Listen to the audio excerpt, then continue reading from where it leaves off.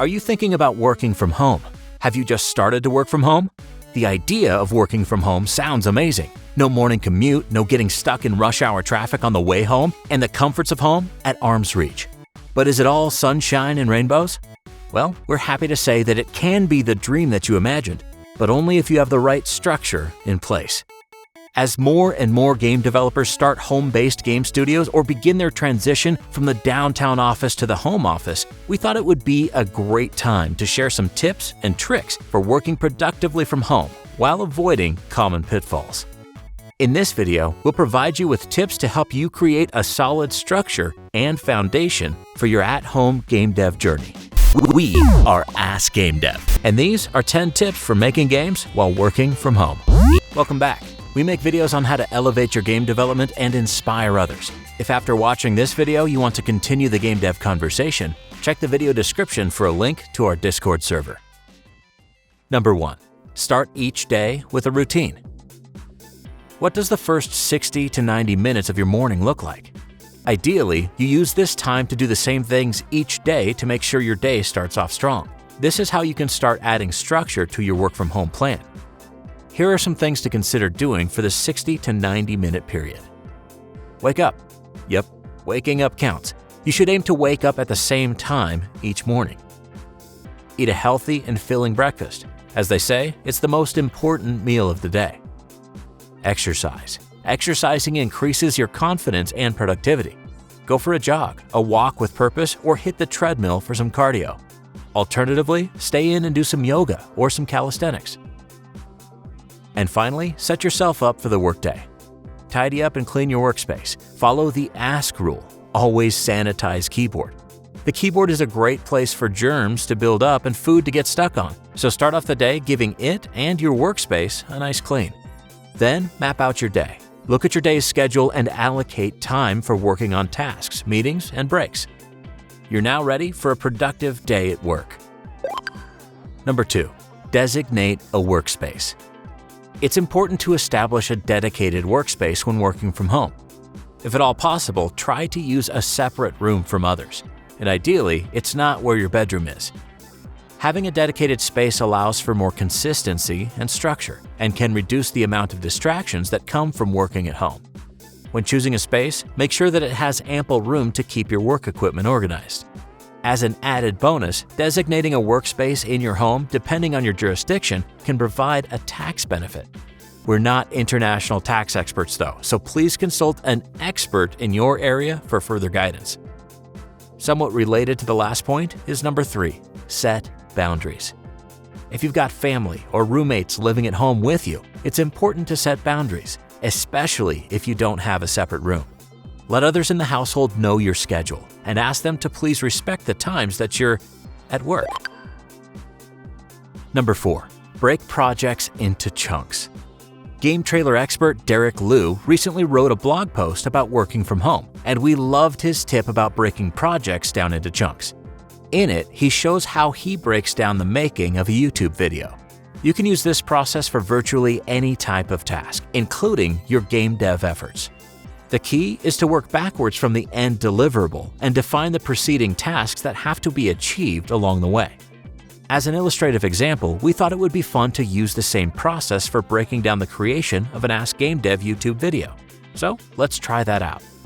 Here's what we need to do when we make a new YouTube video. We've broken it down into 15 chunks or tasks. Number 1. Figure out what to make the video on. For this, we go through our list of ideas and community suggestions. Number 2. Research, research, research. Number 3. Write a script. Number 4. Go through the script revision process. Number 5. Record voiceover. Number 6. Create storyboards if needed. Number 7. Create animations in After Effects if needed. Number 8. Find B-roll. Number 9. Edit voiceover on top of animations and B-roll in Premiere. Number 10. Find and add background music. Number 11. Create thumbnail. Number 12. Write metadata. 13. Upload. 14. Share. 15. Respond to comments. Try something similar to map out your day at home. This process will inform you about what specific items you need to accomplish and the order you'll need to execute.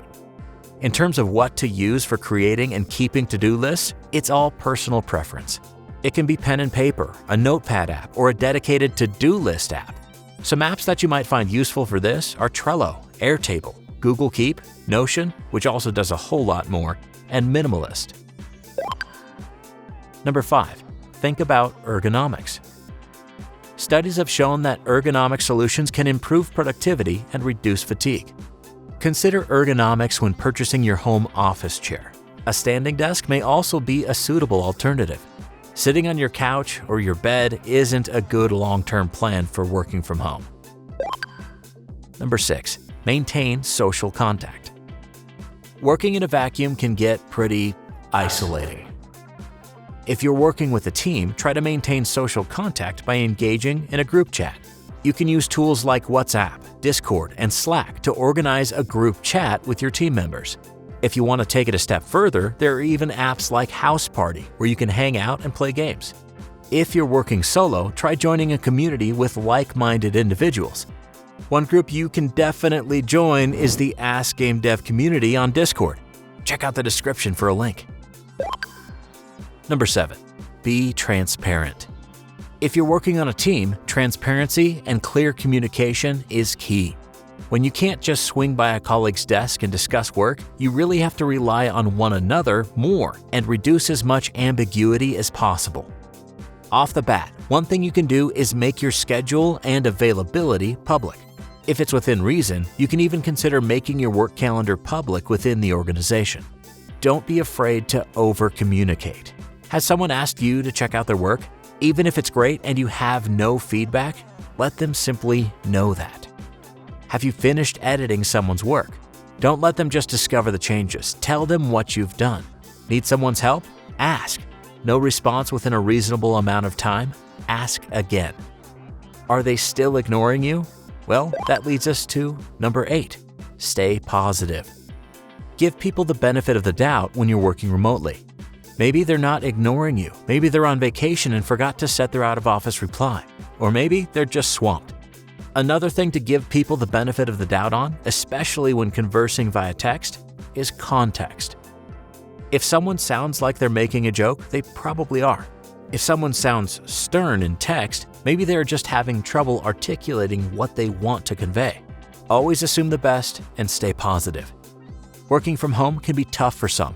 You might want to be empathetic to others and do frequent mental health checks with your colleagues. Number 9. Don't forget to take breaks. It can be very easy to get lost in your work, especially when you're working alone. Make sure to take breaks. The Pomodoro technique suggests tackling a task 25 minutes at a time, then taking a short break. After 4 cycles of this, take an extended break. The website tomatotimers.com has a fun interface if you'd like to try this out. And lastly, number 10, have the right tools for the job. Buy the right tools and software or don't be afraid to ask your work for them. Every job requires a different set of tools, but some work-from-home items that we wouldn't be able to function without are great headphones. Get some comfy, light headphones with big, soft, cushiony ear cups. Some brands we like are V-Moda, Sennheiser, and Hi-Fi Man. A nice notebook. Moleskine and Leuchtturm, as mentioned in our holiday shopping guide video, are great, but any would really do. A good camera and mic. Planning on doing a lot of video meetings? Make sure you have a decent camera and mic setup. A lighting solution and a fast internet connection may also be considered must-haves. And a VPN. If you're on a shared network at home, use a VPN. Thanks for watching. For more Ask Gamedev, check out this video on the best solo developed titles or this video on planning your game development project.